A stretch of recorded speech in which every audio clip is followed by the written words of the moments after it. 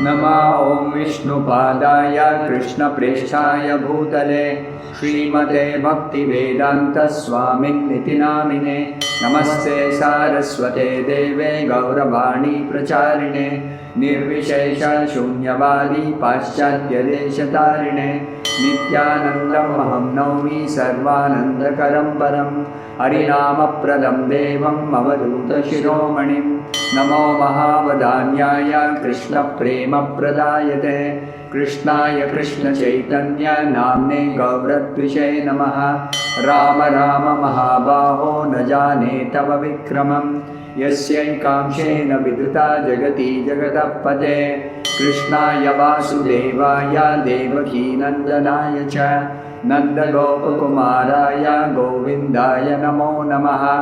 श्रीनृसिंह जय नृसिंह जय जय नृसिंह। प्रह्लादेश जय पद्मा मुखा पद्मा भृङ्ग। पश्यामि देवांस्तव देवरेः सर्वांस्तथा भूतविशेषसङ्गान्। ब्रह्माण्डमीशं कमलासनस्थं ऋषिंश्च सर्वानुरगांश्च दिव्यान्। तुलसीदलमात्रेण जलस्य चुलकेन वा विक्रीणीते स्वमात्मानं भक्तेभ्यो भक्तवत्सलः। समाश्रिता ये पदपल्लवप्लवं महत्पदं पुण्ययशो मुरारेः।